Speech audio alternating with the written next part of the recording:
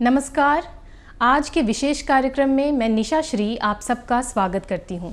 दर्शकों, जैसा कि हम जानते हैं कि ये जो कोरोना वायरस कोविड-19 जो है वो एक वैश्विक महामारी बनकर के हमारे सामने आया है और हमारा शहर मुजफ्फरपुर भी अब इससे अछूता नहीं रहा है। शुरुआत में यहाँ पे केसेस कम दिख रहे थे, लेकिन अब जिस तरह से अब ये लॉकडाउन ख़त्म हो रहा है वैसे वैसे ये घटनाएं अब बढ़ती जा रही हैं। डॉक्टरों की माने तो अब इसका खतरा ज़्यादा है। तो आज हम जो चर्चा करेंगे वो चर्चा होगी कि ये जो कोविड-19 का जो सिचुएशन है इसमें हम गर्भवती महिलाओं का ध्यान कैसे रखें, क्योंकि वो खतरे के निशाने पे सबसे ज़्यादा हैं। इस विषय पर बात करने के लिए आज हमारे साथ हैं डॉक्टर ज्योति, और आपका बहुत बहुत स्वागत है डॉक्टर ज्योति। और आज आपसे जानेंगे कि गर्भवती महिलाओं को इस कोरोना वायरस कोविड-19 के सिचुएशन में क्या क्या सावधानी बरतनी चाहिए। तो बातचीत शुरू करते हैं। और मैम, सबसे पहले जानेंगे कि गर्भवती महिलाएं जो हैं वो कितना असुरक्षित हैं इस बीमारी से। इस समय हमारा एज ए गायनेकोलॉजिस्ट इस बात का कंसर्न बढ़ गया है कि गर्भवती महिलाएं इस महामारी के समय में सुरक्षित रहें। हालांकि अभी तक जितने सारे स्टडी हुए हैं हमारे देश में या विदेश में, देखा गया है कि यह बीमारी गर्भवती महिलाओं को भी वैसा ही अफेक्ट करती हैं जैसा कि एक जनरल पॉपुलेशन को। इसमें ज़्यादा परसेंट नहीं देखा गया है कि सामान्य लोगों की अपेक्षा इसमें ज़्यादा हो रहा है, ऐसा नहीं देखा गया। फिर भी गर्भावस्था अपने आप में एक इम्यूनो कम्प्रोमाइज स्टेटस है, मतलब इसमें इम्यूनिटी थोड़ी कम होती है। साथ ही साथ बच्चे के विकास की भी बात होती है, इसलिए हमें गर्भवती महिलाओं का खास ध्यान देने की ज़रूरत है। क्योंकि यह बीमारी बहुत ही नई है और कोई भी स्टडी बहुत पूरी नहीं कही जा सकती है, इसलिए पिछले 6-7 महीने के अपने देश और विदेश में होने वाले अनुभवों के आधार पर ही हम कुछ मानकों को निश्चय कर पाते हैं कि गर्भवती महिलाओं को अपनी कैसी सुरक्षा करनी चाहिए। उसके तहत मैं, जैसे कि हमारा मुजफ्फरपुर भी अब इस थ्रेड जोन में आ गया है, जहां यहाँ भी लोगों को सचेत रहने की आवश्यकता है। सामान्यतः सभी लोगों को, गांव या शहर, सभी लोगों को पता है कि हाँ, ये कोरोना या कोविड-19 नाम की बीमारी है जिससे हम सभी को खतरा है। तो वैसे में सभी घर के लोगों को अपने घर की गर्भवती महिलाओं को खास ध्यान रखना चाहिए। तो गर्भवती महिलाओं के ध्यान रखने में कई बातें हैं, जैसे कि उनको ज़्यादा देखभाल की ज़रूरत है, खान पान, एक्सरसाइज की ज़्यादा ज़रूरत है। उसके अलावा उनको नियमित चेकअप की ज़रूरत होती है, किसी गायनेकोलॉजिस्ट से लगातार दिखाने की ज़रूरत पड़ती है। तो हर स्थिति पर हमें सतर्क रहना है। जी, जैसे आपने कहा कि उनको हमेशा चिकित्सक के सलाह में रहना चाहिए। तो अगर उनको, जैसे कि सर्दी ज़ुकाम से जुड़ी हुई ये महामारी है, तो अगर उनको एक मामूली सर्दी ज़ुकाम है तो किस परिस्थिति में वो आपके पास आएँ और फिर आपसे बाकी जो सलाह है कि क्या इसमें सावधानी बरती जा सकती है, क्योंकि हो सकता है कि मामूली सर्दी ज़ुकाम भी उन्हें पैनिक क्रिएट कराए। तो इसके बारे में विस्तार से थोड़ा बता दें हमारे दर्शकों का। प्रश्न बहुत ही अच्छा है निशा जी, क्योंकि मुझे लगता है कि यह प्रश्न हर गर्भवती महिलाओं के दिमाग में भी चल रहा होगा कि बाहर कोरोना का खतरा है, मैं जाऊं डॉक्टर के पास या नहीं जाऊं। उसके अलावा उन्हें अपने गर्भ के बच्चे के लिए भी असुरक्षा की कुछ भावना हो रही होगी। तो इसका जवाब मैं यह देना चाहती हूँ कि नियमित चेकअप तो उन्हें, जो उनका कुछ प्रोटोकॉल है, जैसे कि पहला 7 महीने तक सामान्यतः हर महीने चेकअप कराना पड़ता है, 7 महीने के बाद 15 दिन पर चेकअप कराना पड़ता है, और 9वें महीना में हर सप्ताह या उससे भी ज़्यादा जल्दी सामान्यतः दिखाना पड़ता है। परंतु इस कोविड-19 के समय में, इस पैंडेमिक के समय में मेरा यही सलाह है कि बहुत फ्रिक्वेंटली दिखाने की ज़रूरत नहीं है, और जहाँ तक संभव हो सके वो फ़ोन पर कंसल्टेशन या फिर टेलीमेडिसिन का आजकल ज़माना है, मतलब डॉक्टर से फ़ोन पे या फिर ऑनलाइन वो कंसल्ट कर सकती हैं। अगर उनके डॉक्टर को यह लगता है कि उनके बुलाने की ज़रूरत है तो सारे एहतियात को ध्यान में रखते हुए वह जा सकती हैं, जैसे कि दिखाने की अवधि उनको बढ़ाई जा सकती है, परंतु गर्भ भी सुरक्षित रहे इसके लिए उन्हें खास सावधानी बरतनी पड़ेगी। ये जो एक गर्भवती महिलाएं हैं उनके परिवार को हमेशा एक चिकित्सक की सलाह लेती रहनी चाहिए, ताकि वो किसी भी तरह की अगर समस्या आती है तो उनको शुरुआत में ही उनको बचाया जा सके। और दूसरी बात आती है खान पान को लेकर। आजकल सब्जियों को भी हम धो करके घर में इस्तेमाल कर रहे हैं, और ऐसे में जब फल खाना एक गर्भवती महिला के लिए बहुत अच्छा माना जाता है, या ड्राई फ्रूट्स जनरली लोग धो के नहीं खाते हैं। तो खान पान से जुड़ी जो सावधानियाँ हैं गर्भवती महिलाओं के लिए, इसके बारे में भी हमारे दर्शकों को जानकारी दीजिए। आपने खान पान के बारे में पूछा निशा जी, तो इस संदर्भ में मैं कोविड-19 पैंडेमिक में खान पान के संबंध में कुछ प्रकाश डालना चाहूँगी। वैसे सभी जानते हैं कि थोड़ा ज़्यादा न्यूट्रिशियस डाइट प्रेगनेंसी में लिया जाता है। कोरोना वायरस के से संबंधित भी इम्यूनिटी बूस्टअप की बहुत बातें हो रही हैं कि लोगों को इम्यूनिटी बढ़ानी चाहिए। देखा गया है कि कोरोना वायरस अधिकतर उन लोगों को ज़्यादा इफेक्ट कर रहे हैं जिनकी इम्यूनिटी कम है या कोमॉर्बिडीज़ ज़्यादा है। कोमॉर्बिडीज़ का मतलब होता है कि अन्य बीमारियां जैसे कि diabetes, blood pressure, heart disease, obesity, even obesity, या उम्र 35 साल से ऊपर, 40 साल से ऊपर। प्रेगनेंसी में यही बातें हैं। इन लोगों को यह ज़्यादा सिवियरली ये डिजीज हो रहा है जिनको ये कोमॉर्बिडीज़ ज़्यादा है।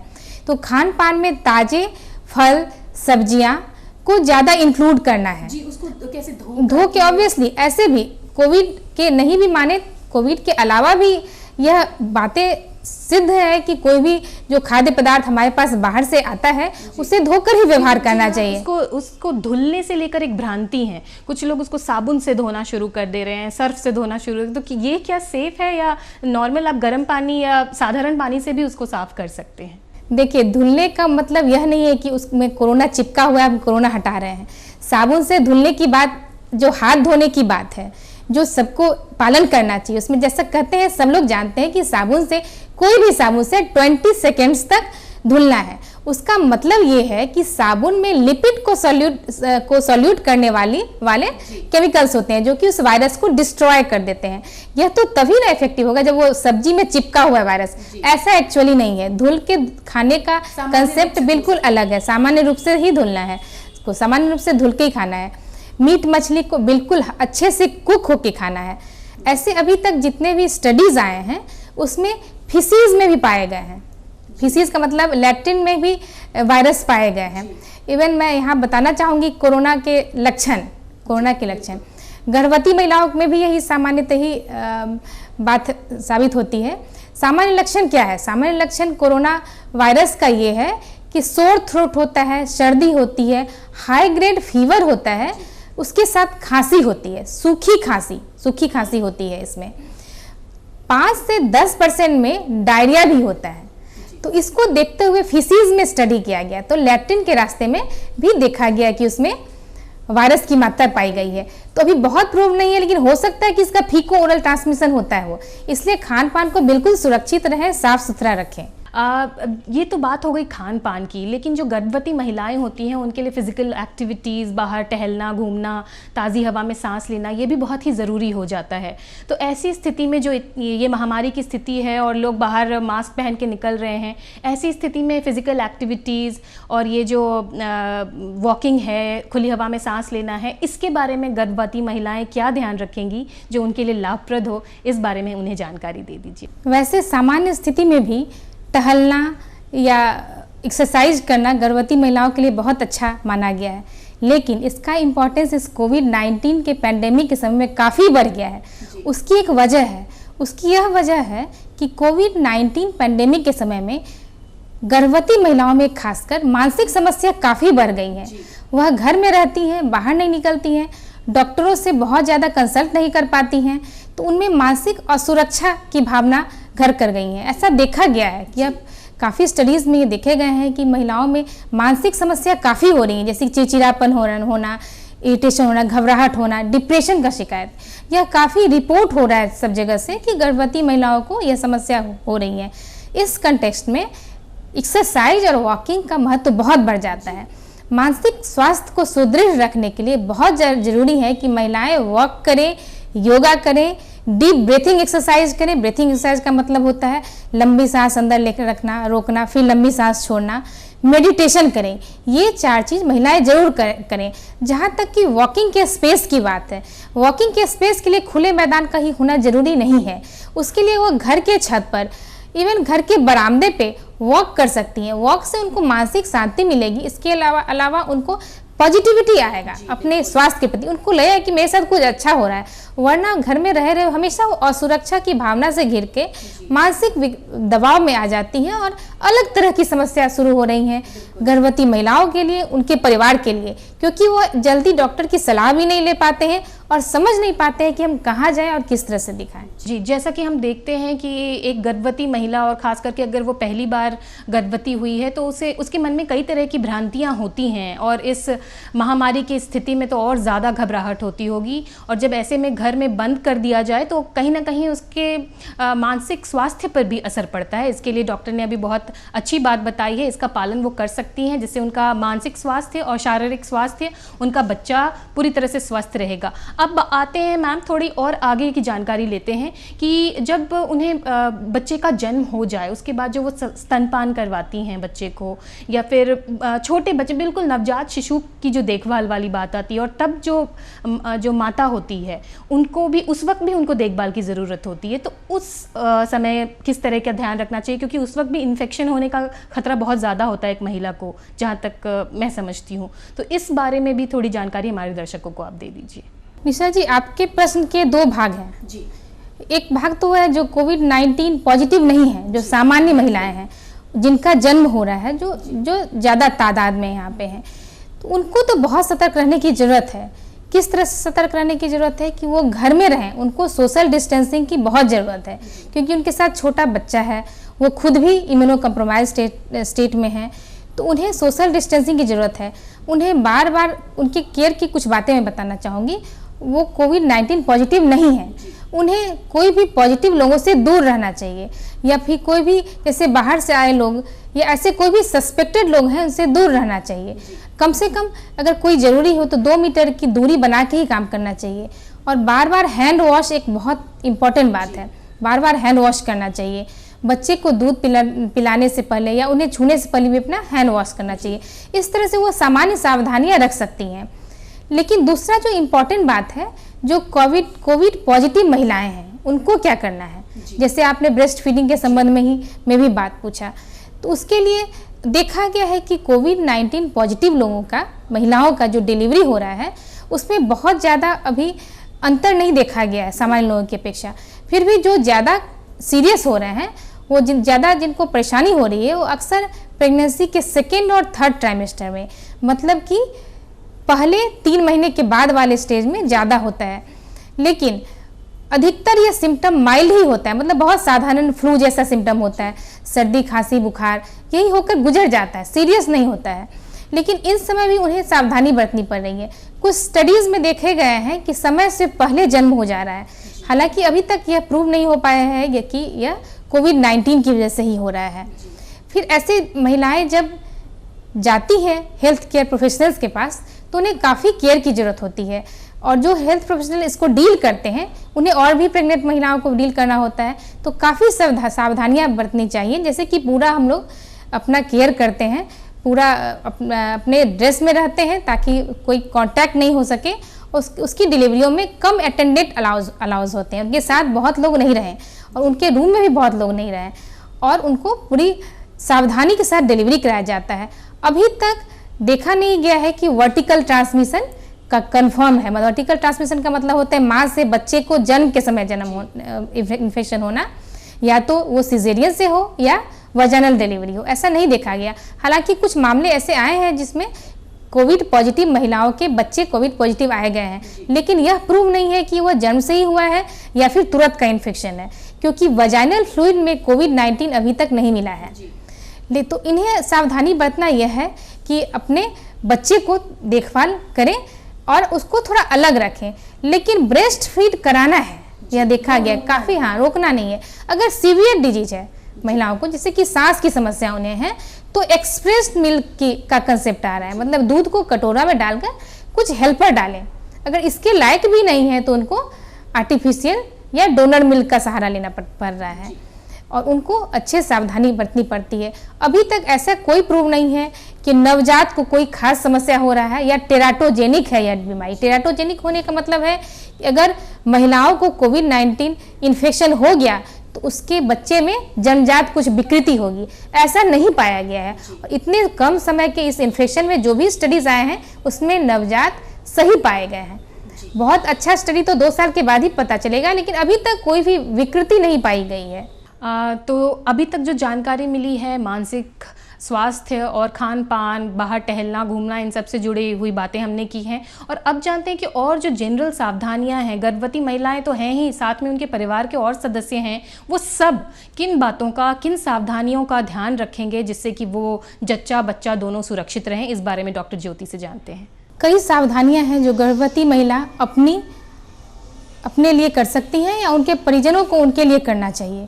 परिजनों को भी उनके लिए भी और अपने आप के लिए भी करना चाहिए।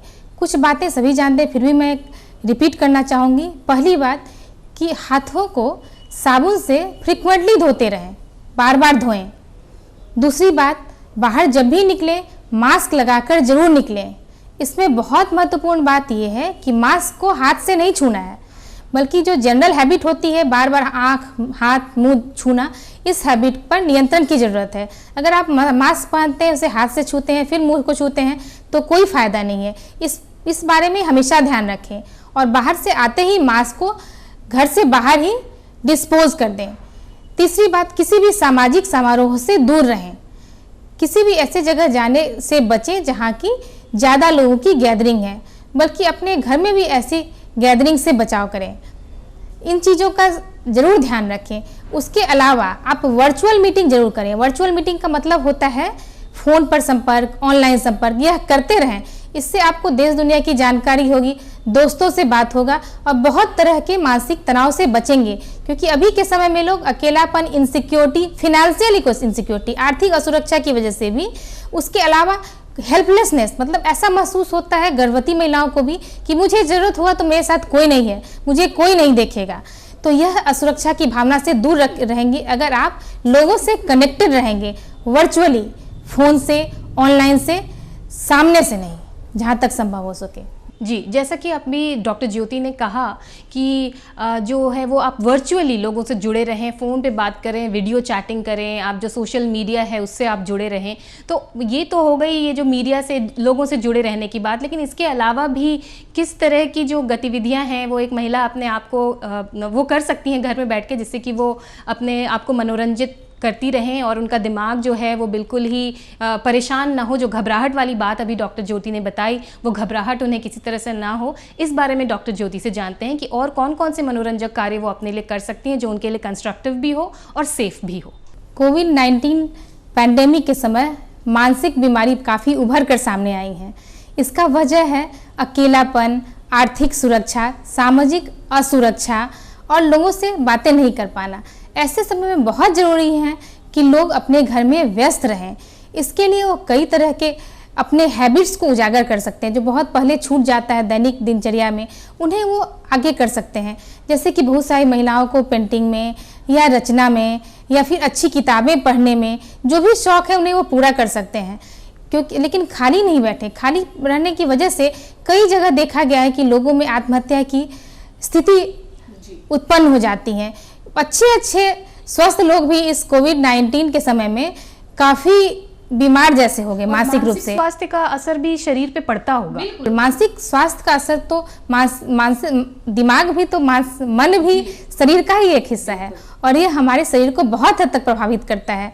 इसलिए आपको ज़रूरी है कि आप क्रिएटिव वर्क्स में अपने आप को इंगेज रखें और खाली बैठने की कोशिश नहीं करें। कोशिश करें कि आप नहीं कुछ हो रहा है तो अच्छे पकवान ही बनाएं। बहुत सारे लोग ऐसा किए हैं और उन्होंने अपने खाली वक्त को पॉजिटिवली परिपूर्ण किया है और खुशी इसको झेला है, बल्कि अच्छा ही समझ के बनाया है। उन लोगों से प्रेरणा लेके आप अच्छा सोचें। कई पेशेंट हमारे पास आते हैं जो काफ़ी विचलित होते हैं या खालीपन की वजह से बाहर नहीं जा रहे हैं, कुछ नहीं कर रहे हैं, कुछ पता नहीं चलता है। जो लोग ज़्यादा मिलने जुलने वाले होते हैं, सबका स्वभाव होता है, उन्हें भी अपने आप को व्यस्त रखने की कोशिश करनी चाहिए क्रिएटिव कामों में। अभी तक हमने जो जाना कि अपने आप को किस तरह से अपने मानसिक स्वास्थ्य को बनाए रखना है, शारीरिक स्वास्थ्य को बनाए रखना है, और अब हम जानते हैं डॉक्टर ज्योति से कि हमारे जो मुजफ्फरपुर शहर है, यहाँ की जो महिलाएं हैं वो अपने मन में किस तरह की भ्रांतियाँ पाले हुए हैं। डॉक्टर ज्योति से रोज़ मिलने आती होंगी इस तरह की मरीज़ें, और वो क्या क्या सवाल पूछती हैं इस बारे में डॉक्टर ज्योति से जानते हैं, और उनको वो क्या सलाह देती हैं, किस तरह से उनकी घबराहट को कम करती हैं, इस बारे में डॉक्टर ज्योति से जानते हैं। मुजफ्फरपुर के बारे में मैं बताना चाहूँगी कि जैसे कई महिलाएं, कई पेशेंट हमारे पास आते हैं कि कोई ना कोई अंदर का डर रहता है, वो एक्सप्रेस नहीं करते हैं। उन्हें डर लगता है कि अगर मैं कोरोना पॉजिटिव ना निकल जाऊं। वो छुपाते हैं अपने लक्षणों को। पहली बात कि अपने कॉन्टैक्ट्स को छुपाते हैं, बताते नहीं है कि मैं बाहर से आई हुई हूँ, प्रवासी हूँ। दूसरी बात कि उनके घर के लोग आए हुए होते हैं, उसके पति हों या देवर हों या फिर भाई हो जो बाहर से आए हुए होते हैं, ये छुपाती हैं। तीसरी बात कि बुखार और खांसी भी छुपाती हैं। छुपाने की टेंडेंसी है यहाँ के लोगों में। मैं सबसे पहले ये आश्वस्त करना चाहूँगी कि अगर आपको कोई बीमारी है भी तो उसकी समुचित देखभाल की जाएगी। ऐसा बिल्कुल नहीं सोचे कि कोरोना पॉजिटिव होने पे आपको बिल्कुल टाल दिया जाएगा और भगवान भरोसे छोड़ दिया जाएगा। इस डर को मन से निकालें और खुलकर अपनी समस्याओं को हमसे शेयर करें और छुपाने की आदत को बिल्कुल भी बंद करें, पहली बात। क्योंकि अगर बीमारी छुप गई तो छुपा लिया और आप सीरियस हो गए तो आपका इलाज कैसे होगा। दूसरी बात मैं ये बताना चाहूँगी कि जैसे अनलॉक 1 शुरू हुआ है तो वैसे ही लॉक जो भी प्रिकॉशन था सब खत्म हुआ दिखता है। मैं जब यहाँ से घर जाती हूँ तो न मास्क देखती हूँ किसी को, न डिस्टेंसिंग देखती हूँ किसी को। सारे लोग फ्री हो गए, ऐसा लगता है जैसे कि कोरोना खत्म हो गया। ऐसा बिल्कुल भी नहीं है, बल्कि यह बढ़ रहा है, हमारे आस पड़ोस में तेजी से बढ़ रहा है और संक्रमण की संख्या काफ़ी बढ़ती जा रही है दिनों दिन। इसलिए इससे बचाव की बहुत ज़रूरत है। छोटी सी बातें हैं, मास्क लगाएं, मास्क का पूरा प्रिकॉशन रखें। दूसरी बात सोशल डिस्टेंसिंग रखें। तीसरी बात हाथ धोएं, जो बहुत ही कॉमन आदमी है, अमीर गरीब महिला पुरुष सबके लिए बहुत आसान है। इसे जरूर और ज़रूर करें। बिल्कुल नहीं समझे कि इसका संक्रमण टल गया है। और यहाँ ये भी बात है कि अब देखा गया है कि यंग जनरेशन में भी ये काफ़ी हो रहा है और लोग सीरियस हो रहे हैं। पहले हम मानते थे कि 60 से ऊपर की उम्र या फिर बहुत ज़्यादा बीमार हैं वही उन्हीं लोग की मृत्यु हो रही है या वो सीरियस हो रहे हैं। लेकिन जैसा ट्रेंड चल रहा है ऐसा देखा गया है कि इंडिया में यंग लोग भी अफेक्टेड हो रहे हैं। बच्चों को तो कुछ नहीं हो रहा है, लेकिन 40 के नीचे भी लोग अफेक्टेड हो रहे हैं और सीरियस हो रहे हैं। अपना बचाव आप खुद ही कर सकते हैं और खुद पे ध्यान दें, अपने और परिवार की सुरक्षा पे ध्यान दें ज़रूर। मैं मुजफ्फरपुरवासियों को यही सलाह देना चाहूँगी।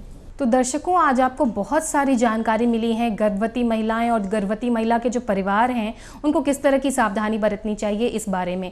गर्भवती महिलाओं को कुछ इम्यूनिटी गर्भ के दौरान दी जाती है। इम्यूनाइजेशन से जुड़े हुए जो सवाल हैं या उससे जुड़ी जो भ्रांतियां हैं उसके बारे में भी हमें डॉक्टर ज्योति कुछ जानकारी देने वाली हैं। गर्भवती महिलाओं को कुछ खास बातों का ध्यान देना चाहिए। जैसे कि मैंने पहले बताया कि बहुत फ्रीक्वेंट विजिट नहीं करनी है डॉक्टर्स की, लेकिन गर्भवती महिलाएं और उनका शिशु स्वस्थ रहे इसके लिए कुछ चीज़ों का ध्यान दें। पहला कि गर्भावस्था के दौरान कुछ इम्यूनाइजेशन होता है, जैसे कि टिटनस की सुई ली जाती है, वह समय पर जरूर लें। दूसरी बात मैं बताऊंगी कि इन्फ्लुएंजा का वैक्सीनेशन होता है, वो भी ज़रूर लें। तीसरी बात बताऊंगी मैं कि अगर वह फ्रीक्वेंट विजिट नहीं कर पा रही हैं तो 2 चीज़ ज़रूर देखें। अगर घर में बीपी ब्लड प्रेशर मापने की मशीन है तो उससे रेगुलर अपना ब्लड प्रेशर देखते रहें। और दूसरी बात कि अगर शुगर नापने की मशीन है, ये बहुत सस्ती मशीनें आती हैं, 500 से 800 रुपये की मशीनें आती हैं जो घर में रख सकती हैं, और उससे शुगर देखें। कि ये 2 चीज़ें हैं जो ऑनलाइन या फ़ोन से नहीं बताई जा सकती अपने डॉक्टर को, लेकिन वह देख कर उससे सुरक्षित हो सकती हैं। अगर नॉर्मल है तो उन्हें तुरंत नहीं कंसल्ट करना है। अगर एबनॉर्मल लगा कि मेरा ब्लड प्रेशर बढ़ा हुआ है या शुगर का लेवल बढ़ा हुआ है तो अपने डॉक्टर से कंसल्ट करें। ये छोटी छोटी बातें अगर वह ध्यान देंगी तो डॉक्टर से लगातार संपर्क में नहीं रहने के बावजूद भी वह खुद और उनका बच्चा सुरक्षित रह सकता है। इसके अलावा उनके घर के लोगों को भी ध्यान देना होगा। जो चीज़ें मैंने पहले भी बताई, बार बार हाथ धोएं, अपने हाथ से अपने मुंह को हमेशा टच नहीं करें, बाहर जब भी निकले मास्क पहन के निकले और मास्क का डिस्पोजल घर के बाहर ही हो जाना चाहिए।